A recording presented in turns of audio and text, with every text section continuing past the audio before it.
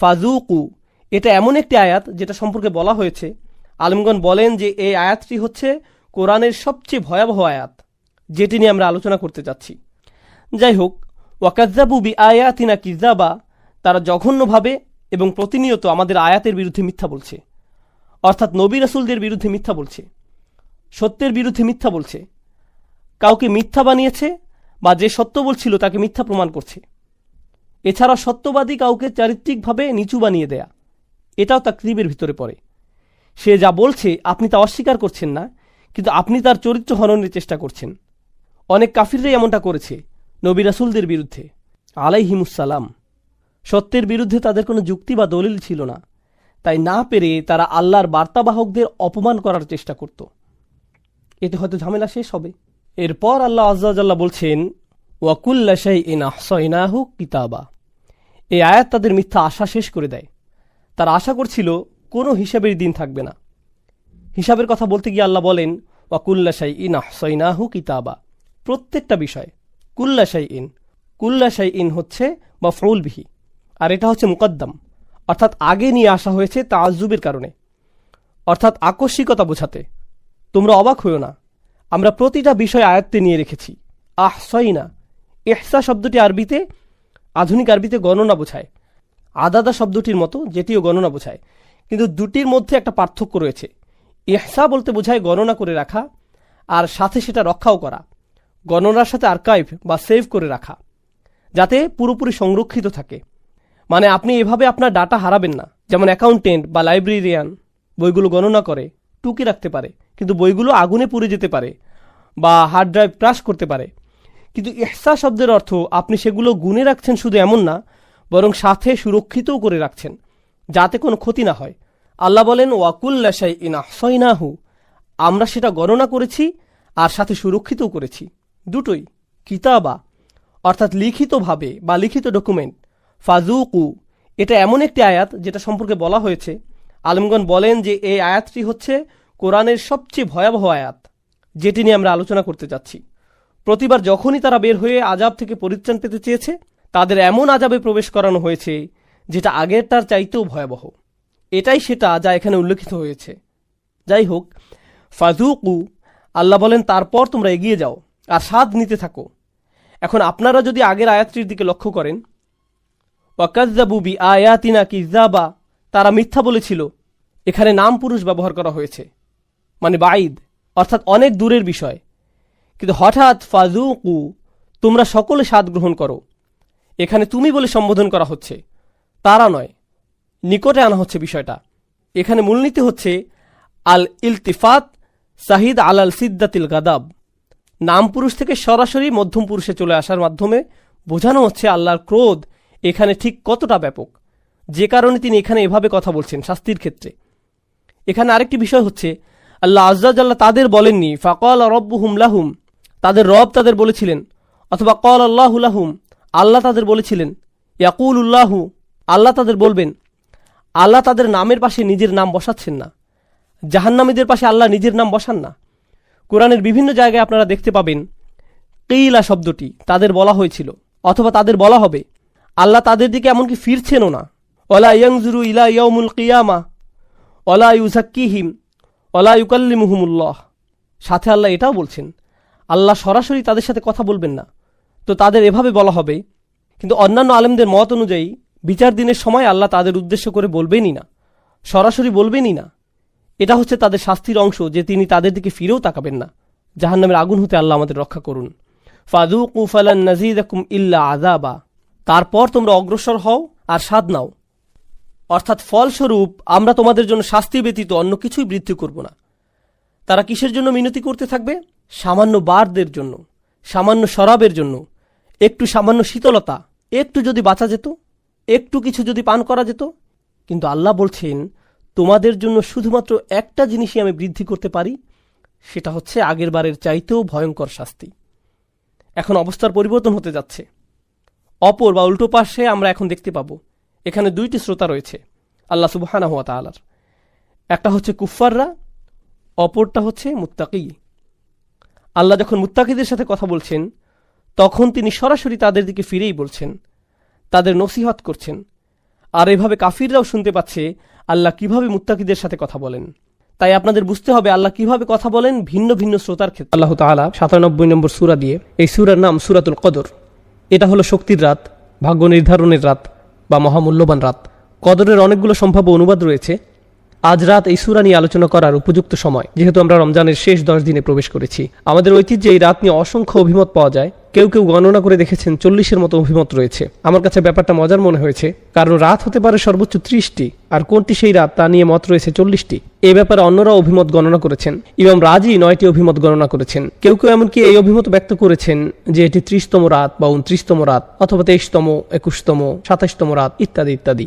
কোনটি সেই রাত আজ আমি তা নিয়ে কথা বলতে যাচ্ছি না, কারণ এত সব অভিমত এবং প্রবণতা নিয়ে অধ্যয়ন করার পর সম্ভাব্য এই রাত নিয়ে আমার কাছে মনে হয়েছে যে এই রাত হলো শেষ 10 রাতের যে কোনো একটি। এটি সবচেয়ে গ্রহণযোগ্য অভিমত। আর এই রাতের ব্যাপারে আমার দৃষ্টিভঙ্গি হওয়া উচিত এরকম, প্রতি বছর এই রাতের তারিখ পরিবর্তিত হয়। যে কোনো একটি রাতকে নির্ধারণ করে নেবেন না, এটি একটি চলমান লক্ষ্য। সুতরাং প্রতি বছর এটি খুঁজে পেতে চেষ্টা করুন। এর সপক্ষে প্রমাণ হলো হাদিসে এই রাতের কিছু চিহ্ন বর্ণনা করা হয়েছে। এর থেকে কয়েকটি আমি আপনাদের সামনে আলোচনা করব। ওই রাতে কি খোঁজ করতে হবে তা কোনো কোনো হাদিসে বলা হয়েছে, যেমন সাহাবারা স্বপ্নে দেখেছেন। এমনকি আজকের দিনেও কোনো কোনো বিশ্বাসী স্বপ্ন দেখে বুঝতে পারেন কোনটি সেই রাত। এটা ইলহামের মতো একটা ব্যাপার। এটা এমন নয় যে স্বপ্নে দেখে তিনি সবার জন্য অনলাইনে ঘোষণা করে দিবেন। এটা মূলত তার নিজের জন্য। তিনি বুঝতে পারেন এটাই সেই রাত। অস্বাভাবিক এক প্রশান্তি, নিস্তব্ধতা তারা অনুভব করেন।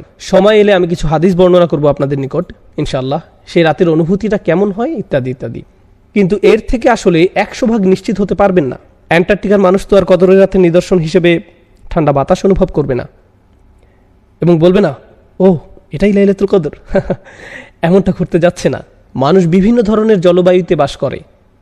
যেমন যেমন স্কটল্যান্ডে যারা বাস করে সেখানকার জলবায়ু প্রধানত মেঘাচ্ছন্ন। এজন্য সকালবেলা সূর্যের তীব্র আলো সেখানে খুব একটা দেখা যায় না। তাই এভাবে বলা কঠিন যে অমুক অমুক নিদর্শনগুলো একেবারে পরিষ্কারভাবে লাইলাতুল কদরের প্রতি নির্দেশ করছে। কিছু কিছু নিদর্শন এই রাতের প্রতি সম্বন্ধযুক্ত করা হয়েছে, তবে এটা হার্ড কোনো সায়েন্স নয়। তবুও আমি আবারও আমার নিজেকে এবং আপনাদেরকে স্মরণ করিয়ে দিতে চাই, এই রাতের খোঁজ করা খুবই গুরুত্বপূর্ণ এক অনুসন্ধান। এটা এত বড় একটি ব্যাপার যে আল্লাহ সম্পূর্ণ একটি সূরা, একটি বা দুইটি আয়াত নয়, আল কোরআনের সম্পূর্ণ একটি সূরা উৎসর্গ করেছেন শুধু এই উদ্দেশ্যে। আর এটাই কেবল নয়, সূরা দুখানের শুরুতে তিনি আবারও এই রাতের কথা বলেছেন। 44 নম্বর সূরার প্রথম প্যাসেজ শুধু এই রাতের জন্য তিনি উৎসর্গ করেছেন। এই রাত কিসের প্রতি আভাস দেয়? কেন এই রাত গুরুত্বপূর্ণ? তাই এটা কোনো ছোট ব্যাপার নয়। অন্য অনেক দিন এবং রাতের মর্যাদাও ইসলামে স্বীকৃত, যেমন হজের দিনগুলোর পবিত্র মর্যাদা রয়েছে, গোটা রমজান মাসেরও একটা ধর্মীয় মর্যাদা রয়েছে। কিন্তু বছরের যে কোনো সময় বা তারিখের জন্য এভাবে গোটা একটি সূরা উৎসর্গ করা হয়নি, এইরকম আর হয়নি। এই ব্যাপারে কেবল আরেকটি সূরার কথা আমার মনে পড়ে, যা একটা নির্দিষ্ট সময়ের জন্য উৎসর্গ করা হয়েছে, সূরাতুল জুমআ। সেক্ষেত্রে সম্পূর্ণ সূরা এই উদ্দেশ্যে উৎসর্গ করা হয়নি, শুধু শেষের কয়েকটি আয়াত 9, 10 এবং 11। সূরার বাকি অংশ অন্য বিষয় নিয়ে, যা শুক্রবারের নামাজের দিকে নিয়ে যায়। কদরের বিষয়টি অনন্য। এই ব্যাপারটা আমাদের মাথায় রাখা প্রয়োজন। আমরা যেহেতু এই রাতগুলো শুরু করতে যাচ্ছি, আমি দোয়া করি আল্লাহ আযজা ওয়া জাল্লা যেন আমাদেরকে সুযোগ, শক্তি, উৎসাহ, আন্তরিকতা, খাঁটি অশ্রু দান করেন, যার মাধ্যমে এই সময়ে আমরা আল্লাহর ক্ষমা লাভ করতে পারি। ওকে, তো আল্লাহ আযজা ওয়া জাল্লা শুরু করছেন এই বলে, ইন্না আনজালনাহু ফি লাইলাতুল কদর, নিশ্চয়ই আমি এটা নাজিল করেছি লাইলাতুল কদরে। লক্ষ্য করুন, পূর্বের সূরাতে সূরার আলোকে জিবরাইল আলাইহিস সালাম প্রথম ওহী নিয়ে এসেছিলেন, কিন্তু আল্লাহ এই সমীকরণ থেকে জিবরাইল আলাইহিস সালামকে দূর করে দিলেন, যেন এমনটি বলা হচ্ছে হ্যাঁ জিবরিল এসেছে, কিন্তু কথাগুলো আমার নিজের, আমি এই ওহী পাঠিয়েছি। তিনি নিজে ক্রেডিট নিচ্ছেন এবং এই কদরের রাতের ব্যাপারটা আরো সরাসরিভাবে বললেন। এভাবে বলেননি যে আমি আমার দূত জিবরিলকে তোমার নিকট পাঠিয়েছি, বরং বলেছেন নিশ্চয়ই আমি এটি নাজিল করেছি। এর মাঝে হু এর প্রতি লক্ষ্য করুন। ইন্না আনজালনাহু, কুরআন নাজিল করেছি বলার পরিবর্তে বলা হয় আমি এটি নাজিল করেছি। আরবি ব্যাকরণের ভাষায় এর নাম দমিরে সান। অন্য কথায় যখন বলেন এটি, তার মানে কিছু একটা যা মানুষ আগে থেকেই জানে। যেমন আপনাদের সাথে বাক্যালাপ করার সময় জিজ্ঞেস করলাম আপনারা কি এটা দেখেছেন? হয় আপনাদের কোনো ধারণাই নেই আমি কি নিয়ে কথা বলছি, চোখ ঘুরিয়ে জিজ্ঞেস করলেন আমাদের কি দেখার কথা, অথবা দুজনেই ক্রিকেট ম্যাচ দেখেছিলেন কিংবা উভয়ে ফুটবল খেলা দেখেছিলেন। তাই আমি যখন জিজ্ঞেস করলাম ইয়েস দেখেছি, দারুণ হয়েছে, কেউ এখানে খেলা বা ম্যাচের কথা উল্লেখ করেনি। উভয়ে বলছে এটা, কারণ বিষয়টা আমাদের মাথায় আছে। যখন আল্লাহ বলছেন ইন্না আনজালনা হু, আমি এটা নাজিল করেছি, এর দ্বারা ইঙ্গিত করছে যে কোরআন অবতীর্ণ হওয়াকালে এই ব্যাপারটা সবার মাথায় ছিল। কোরআন তখন বিস্ময়কর এক ব্যাপার হয়ে দাঁড়িয়েছিল। যখন কেউ বলেছিল, তুমি কি এটা শুনেছ? এমন কথা শুনলে মক্কার মানুষরা কোরআন ছাড়া আর অন্য কিছুর কথা ভাবতে পারে না। কবিতা, ছন্দ বা কোনো গল্পের কথা তাদের মাথায় আসতো না, এমনকি শত্রুদের মাথায়ও না। কোরআন গোটা শহরে ছড়িয়ে পড়েছিল। তাই আল্লাহ যখন বলছেন এটি, তখন বিশ্বাসী অবিশ্বাসী সবাই বুঝতে পেরেছিল এখানে এটি বলতে কোরআনকে বোঝানো হয়েছে। বিষয়টা কোরআনের আভিজাত্য এবং শক্তিমত্তার তারিফ করছে, যে কোরআনের নামও উল্লেখ করার প্রয়োজন পড়ছে না। মানুষ এমনিতেই বুঝতে পারছে কি নিয়ে কথা বলা হচ্ছে। তাহলে ধারণাটি এর মাঝে এসে গেছে, ইন্না আনজালনাহু, আমি এটা নাজিল করেছি। ইন্না আনজালনাহু এর ব্যাখ্যায় ইবনে আব্বাস রাদিয়াল্লাহু তাআলা আনহু থেকে আরেকটি আকর্ষণীয় মত পাওয়া যায়। মতটি হলো খুবই চমৎকার। আল্লাহ আয্যা ওয়া জাল্লা সম্পূর্ণ কোরআন অবতীর্ণ করেন। আল্লাহ আয্যা ওয়া জাল্লা সপ্তম আকাশ থেকে প্রথম আকাশে এক রাতে, এই কদরের রাতে, তারপর প্রথম আকাশ থেকে দীর্ঘ 23 বছরে অল্প অল্প করে রাসূলুল্লাহ সাল্লাল্লাহু আলাইহি সাল্লামের উপর অবতীর্ণ করা হয়। সুতরাং ওহী এসেছে দুই পর্যায়ে।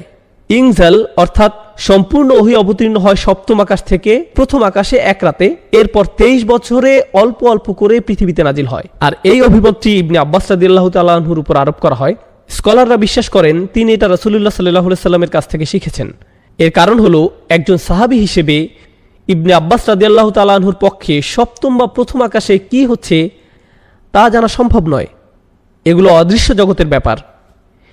এই অদৃশ্য জগতের ব্যাপারে তার পক্ষে আত্মবিশ্বাসের সঙ্গে মন্তব্য করা একমাত্র তখনই সম্ভব যখন তিনি এগুলো রাসূলুল্লাহ সাল্লাল্লাহু আলাইহি সাল্লাম থেকে জেনে থাকবেন। অন্যথায় তিনি অদৃশ্য জগৎ সম্পর্কে এরকম মন্তব্য করার দুঃসাহস দেখাতেন না। অদৃশ্য জগৎ নিয়ে আত্মবিশ্বাসের সঙ্গে একমাত্র কথা বলতে পারেন রাসূলুল্লাহ সাল্লাল্লাহু আলাইহি সাল্লাম, যাকে অদৃশ্য জগৎ সম্পর্কে জানানো হয়েছিল। যদি কোনো সাহাবী অদৃশ্য জগৎ নিয়ে কথা বলেন, বিশেষ করে ইবনে আব্বাস রাদিয়াল্লাহু তাআলা আনহুর মতো জ্ঞানী সাহাবীর ক্ষেত্রে, তাহলে আমাদের বিশ্বাস যে তিনি সেটা রাসূলুল্লাহ সাল্লাল্লাহু আলাইহি সাল্লামের কাছ থেকে শিখেছেন। তিনি হয়তো সরাসরি রাসূল সাল্লাল্লাহু আলাইহি সাল্লামকে উদ্ধৃত করছেন না, বরং তার নিজের মতো করে বলেছেন। এজন্য এ ধরনের বর্ণনাকে বলা হয় মারফু, অর্থাৎ এই জ্ঞান রাসূল সাল্লাল্লাহু আলাইহি সাল্লামের কাছ থেকে অর্জন করা হয়েছে। এই সূরার প্রথম আয়াতটি কিভাবে ব্যাখ্যা করা হবে এই নিয়ে আরেকটি অভিমত পাওয়া যায়। এটাকে এমনভাবে ব্যাখ্যা করা যায়, আমি কদরের রাতে এটি পাঠানো শুরু করেছি, অর্থাৎ মহানবী সাল্লাল্লাহু আলাইহি সাল্লামের প্রতি কোরআন অবতীর্ণ হওয়া শুরু করে এই রাতে। কেউ কেউ যুক্তি দেখান এখানে হু আগের সূরা ইকরা বিইসমি রাব্বিকাল্লাযী, এটা হলো আল্লাযী খালাক, সেই ওহী আমি কদরের রাতে নাজিল করেছি। তাহলে এটি ওইটার প্রতি ইঙ্গিত করছে। এই সূরা অধ্যয়নকালে গুরুত্বহীন আরেকটি অভিমত পাওয়া গেছে। এটা আসলে তেমন কোনো বিষয় না, তারপরেও আমি একাডেমিক উদ্দেশ্যে তা উল্লেখ করছি। কেউ কেউ এই অভিমত ব্যক্ত করেছেন যে এই লাইলাতুল কদর রমজান মাসের প্রতি নির্দেশ করছে না, এটা শাবান মাসের মধ্যরাতের প্রতি নির্দেশ করছে। কারণ কয়েকটি বর্ণনা আয়েশা রাদিয়াল্লাহু তাআলা আনহার প্রতি আরোপ করা হয়, যেখানে তিনি শাবান মাসের ফজিলতের কথা উল্লেখ করেছেন। একে লাইলাতুল মুবারাকাও বলা হয়। তাই তারা এই অভিমত ব্যক্ত করেছেন যে সম্ভবত এটি রমজান মাসের কথা বলছে না, এটা শাবান মাসের মধ্যরাত সম্পর্কে বলছে। কিন্তু এই অভিমতটি সরাসরি বাতিল করে দেয়া হয়েছে। এর বহু কারণ আছে, আমি শুধু একটি কারণ বলছি। আল্লাহ সুস্পষ্টভাবে কোরআন সম্পর্কে বলেছেন, শাহরু রমাদান আল্লাযী উনজিলা ফীহিল কুরআন, রমজান মাস, এই মাসেই কোরআন অবতীর্ণ করা হয়েছে। রমজান মাসের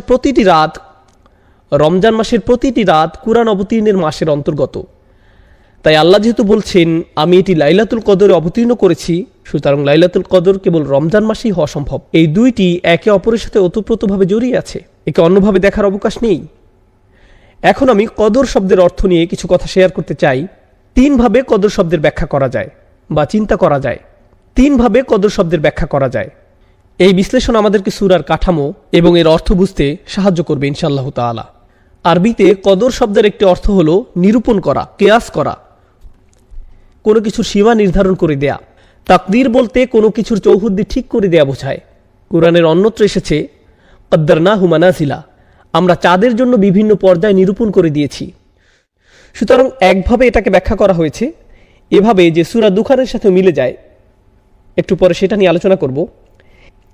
এই রাতে আল্লাহ বছরের বাকি সময়ের বড় বড় সিদ্ধান্তগুলো পাঠিয়ে থাকেন এবং সমস্ত ভালো সিদ্ধান্তগুলো, সব ভালো ভালো সিদ্ধান্তগুলো, বড় বড় সিদ্ধান্তগুলো পাঠিয়ে থাকেন।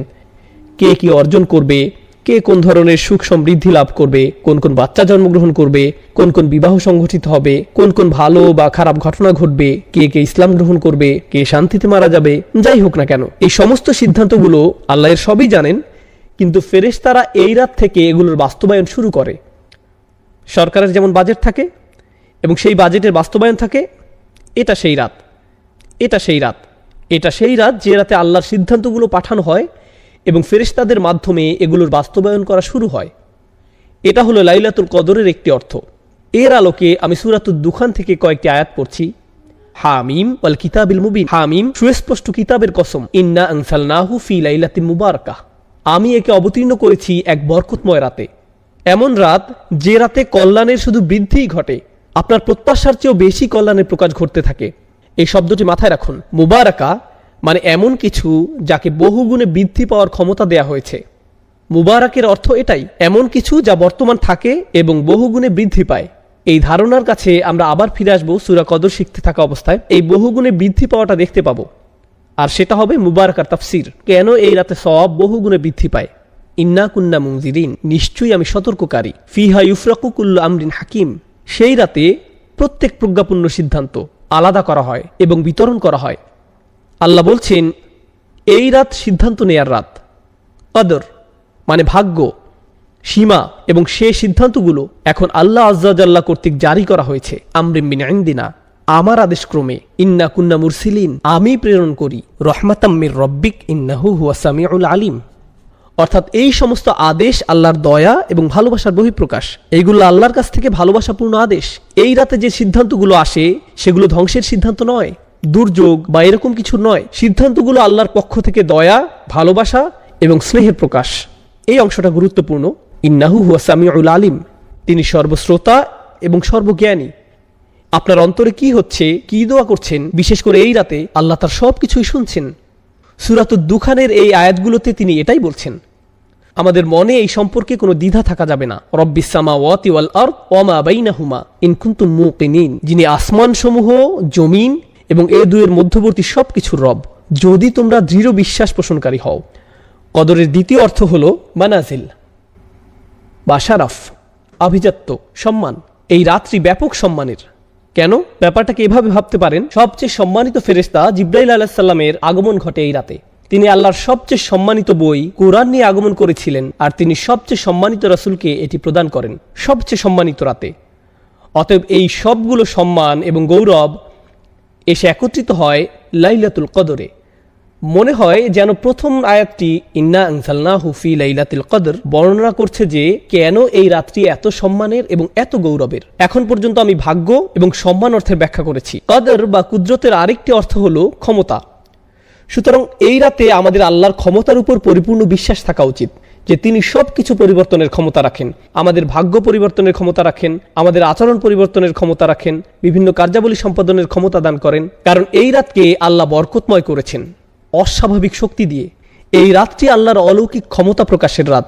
মানব জাতিকে শুরু থেকে বিস্ময়কর সকল মিরাকল প্রদান করার পর আল কোরআন প্রদান করা হয় এই রাতে, আল্লাহর সবচেয়ে শক্তিশালী কালাম। তাই আমাদের আরো বিশ্বাস থাকা উচিত আল্লাহ যে অলৌকিকভাবে আমাদের দোয়ার জবাব প্রদান করেন অন্য যে কোনো রাতের চেয়ে। আরো একটি বিরল অভিমত আমি পেয়েছি, খুবই ইন্টারেস্টিং, আর তা হলো কদর দ্বারা ভিড় করা বোঝায় বা কোনো কিছু যখন সংকুচিত হয়ে পড়ে। এই অর্থটা আমরা সূরাতুল ফজরেও দেখেছি, ওয়া আম্মা ইযা মাবতালাহু ফাকাদারা আলাইহি রিজকাহ, এবং যখন তাকে পরীক্ষা করেন, তাকে পরীক্ষা করা হয় অতঃপর রিজিক সংকুচিত করে দেন।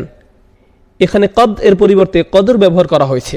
তাই কেউ কেউ বলছেন এই রাতে এত বেশি ফেরেশতার আগমন ঘটে যে এ ব্যাপারে একটা হাদিসও আছে, কিভাবে ফেরেশতারা পৃথিবীর মোট বালুকণার চেয়েও বেশি পরিমাণে এই রাতে অবতরণ করেন। এখান থেকে ইঙ্গিত পাওয়া যায় অন্য কোনো কারণে এই ফেরেশতারা পৃথিবীতে নামেন না। পৃথিবীতে অনেক ফেরেশতা এমনিতে আছেন, কিন্তু এই রাতে তিনি অনেক বেশি ফেরেশতা পাঠিয়ে থাকেন যাদের আসলে আকাশে থাকার কথা। এই পৃথিবীতে তারা আগমন করেন শুধু এই রাতের জন্য। তিনি সারা পৃথিবী জুড়ে এত বেশি পরিমাণে ফেরেশতা পাঠান যে ফেরেশতাদের ভিড় জমে যায়, শয়তানি শক্তির জন্য কোনো জায়গা আর অবশিষ্ট থাকে না। আমি যে চারটি অর্থ আপনাদের নিকট উপস্থাপন করলাম, এর মধ্যে অবশ্যই সবচেয়ে বেশিবার উল্লেখিত অর্থটি সূরাতুদ দুখানের আলোকে। তা হলো এই রাতটি ভাগ্য নির্ধারণের রাত। এই রাতে বছরের অবশিষ্ট সময়ে কি কি হবে তার সিদ্ধান্তগুলো নেওয়া হয়। এখন মানবজাতির জন্য আল্লাহর সবচেয়ে মহান সিদ্ধান্ত, যা ছিল সর্বশেষ কিতাব নাজিল, সেটাও এই রাতের অংশ। এখন ফায়ামবাগি আন তুআদ্দা লাইলাতুল কদরে ঈদা নুজুলিল কুরআন। এখন এ ব্যাপারে সাধারণ বিষয়, যাক্কিরহুম বি আইয়ামিল্লাহ, মানুষকে আল্লাহর দিনসমূহ স্মরণ করিয়ে দিন। আল্লাহর দিনগুলোর মাঝে, এই ক্ষেত্রে রাত, সবচেয়ে মূল্যবান রাত হলো কোরআনের রাত, অর্থাৎ লাইলাতুল কদর। তিনি বলেন এটা মূলত মুফাসসির ইবনুল আশুর বলেন এই রাতকে কোরআনের ঈদ হিসেবে মনে করা উচিত।